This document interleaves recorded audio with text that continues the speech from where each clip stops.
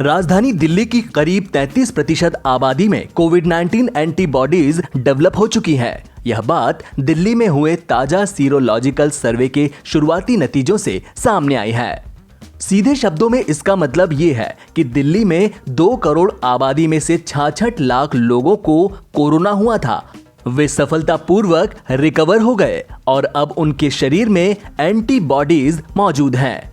11 जिलों में 17,000 सैंपल्स जुटाए गए थे। एक सूत्र के मुताबिक आधे से ज्यादा सैंपल्स एनालाइज किए जा चुके हैं। अगले हफ्ते फाइनल रिपोर्ट जारी होने तक एंटीबॉडीज का प्रतिशत बढ़ भी सकता है। ये सारे samples Maulana Azad medical college में एनालाइज किए जा रहे हैं।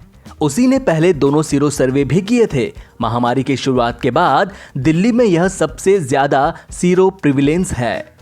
इससे पहले जून के अंत से लेकर जुलाई की शुरुआत में हुए सीरो सर्वे में 23.4% लोगों में एंटीबॉडीज मिली थी। अगस्त के पहले सप्ताह में दूसरा सीरो सर्वे हुआ, जिसमें 29.1% लोगों में एंटीबॉडीज पाई गई थी। पहले सर्वे में 21,000 से ज्यादा सैंपल्स कलेक्ट किए गए, जबकि दूसरे में 15,000। एक अधिकारी ने इसे अच्छा संकेत बताते हुए कहा कि जिन लोगों में एंटीबॉडीज हैं वे इन्फेक्टेड नहीं हैं, वे कोविड-19 से उबर चुके हैं। उनमें से बहुतों को यह एहसास भी नहीं हुआ कि वे इन्फेक्ट हुए थे और फिर ठीक हो गए। सीरो सर्वे के ताजा आंकड़ों में सरकार को कोविड-19 के हालात समझने में मदद मिलती है और उसी के हिसाब से कदम उठाए जाते हैं। सैंपल 3 कैटेगरीज में लिए जाते हैं। पहला 18 साल से कम उम्र वाले, दूसरा 18 से 49 साल उम्र वाले और तीसरा 50 साल से ज्यादा उम्र वाले। सबसे ज्यादा सैंपल 18 से 49 साल वाले लोगों के लिए जाते हैं।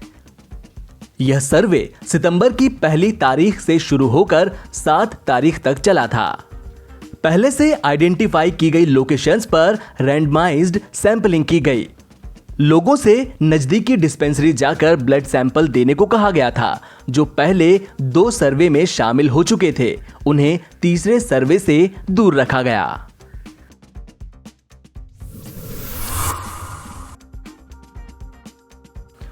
भारत में कोरोना वायरस के आंकड़े अब बड़ी तेजी से बढ़ने लगे हैं। कुल मामलों की संख्या 51 लाख के पार पहुंच चुकी है। 40 लाख से 50 लाख केस तक पहुंचने में भारत को सिर्फ 11 दिन लगे। इतने कम वक्त में 10 लाख मामले अमेरिका में भी नहीं आए थे। भारत में 17 जुलाई को 10 लाख मामले दर्ज किए गए थे। फिर 7 अगस्त तक यानी कि सिर्फ 20 दिनों में मामले दोगुने होकर 20 लाख हो गए। 23 अगस्त तक 10 लाख और मामले दर्ज किए गए और 5 सितंबर तक कुल मामले 40 लाख हो गए। पिछले 24 घंटे में कोविड-19 के 97,894 नए मामले दर्ज किए जा चुके हैं। इसी दौरान 1132 लोगों ने संक्रमण के कारण अपनी जान गंवा दी। यह जानकारी स्वास्थ्य और परिवार कल्याण मंत्रालय के आंकड़ों से मिली है। दर्ज किए गए कुल मामलों में से 10,09,976 मामले अभी एक्टिव हैं। वहीं अब तक 40,25,080 मरीजों को छुट्टी दे दी गई है, जबकि 83,198 लोग वायरस के खिलाफ अपनी लड़ाई हार गए। पिछले कुछ दिनों से देश में रोजाना 90,000 के आसपास नए मरीज सामने आ रहे हैं। संक्रमण के मामले में भारत अभी दूसरे नंबर पर है और तेजी से पहले नंबर की तरफ बढ़ रहा है। किसी भी देश में भारत जितने मामले सामने नहीं आ रहे हैं। अभी अमेरिका पहले नंबर पर है और यहां कोरोना संक्रमण के कुल 68,02,097 मामले सामने आए हैं। भारत दूसरे स्थान पर है और यहां कुल 51,12,431 मामले आ चुके हैं। तीसरे नंबर पर ब्राजील है, जहां 43,92,351 कोरोना मरीज मिल चुके हैं।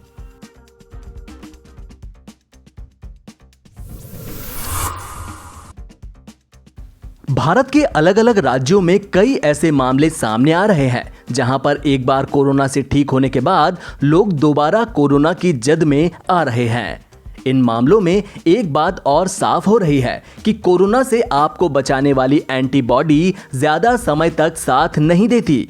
लोगों में इस बात को कहते हुए सुना गया है कि अब उनके एंटीबॉडी बन चुके हैं और उनको डर नहीं है, लेकिन हकीकत ये है कि एंटीबॉडी भी शरीर में 60 से 80 दिन तक ही काम करती है और उसके बाद खत्म हो जाती है। फरीदाबाद में 23 लोगों को दोबारा संक्रमण ने जकड़ लिया है। ESIC ने बुधवार को इस बात का खुलासा किया कि शहर में 23 ऐसे लोगों में फिर से कोरोना संक्रमण पाया गया जिन्हें पहले संक्रमण मुक्त घोषित किया जा चुका था। इनमें से ज्यादातर ESIC कॉलेज का स्टाफ और अन्य लोग शामिल हैं। हालांकि इनको लेकर स्वास्थ्य विभाग और ESIC ने शोध की आवश्यकता जताई है। इनमें से ज्यादातर मरीज संक्रमण मुक्त घोषित होने के 1 महीने या 70 दिन के बाद दोबारा पॉजिटिव पाए गए हैं, जबकि 2 या 3 मरीजों में 20 दिन बाद फिर से संक्रमण मिलने की बात सामने आई है। विभाग की ओर से मंगलवार को जारी आंकड़ों के मुताबिक जिले में अब तक 16,407 लोग कोरोना संक्रमित हो चुके हैं। इनमें से 14,446 स्वस्थ भी हो गए, लेकिन संक्रमण मुक्त घोषित किए जा चुके लोग फिर से कोरोना संक्रमण की जद में आते दिख रहे हैं। वहीं दूसरी तरफ आने वाले दिनों में तापमान में गिरावट होने पर संक्रमण की रफ्तार में तेजी आने की आशंका भी जताई जा रही है।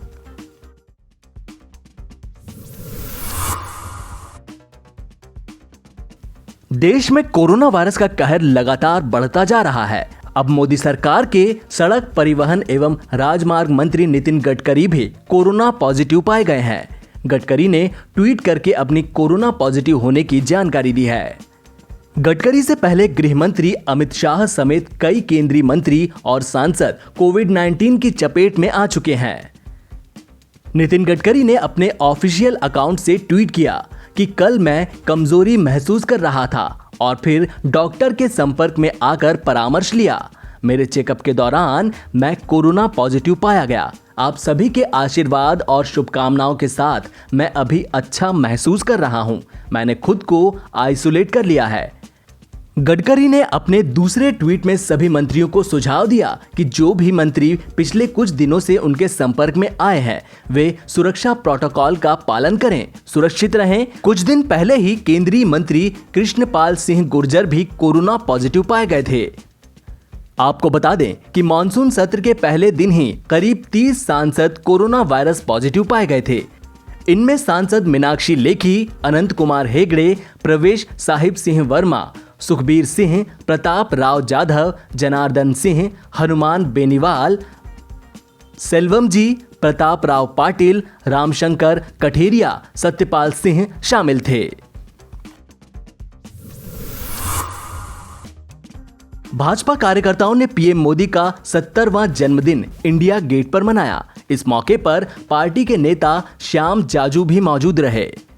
पीएम मोदी के 70वें जन्मदिन के उपलक्ष्य में भाजपा सेवा सप्ताह का आयोजन कर रही है।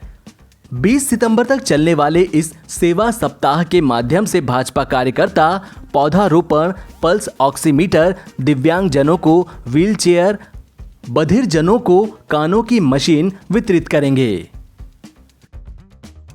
नरेंद्र मोदी जी देश के सर्वाधिक लोकप्रिय नेता है।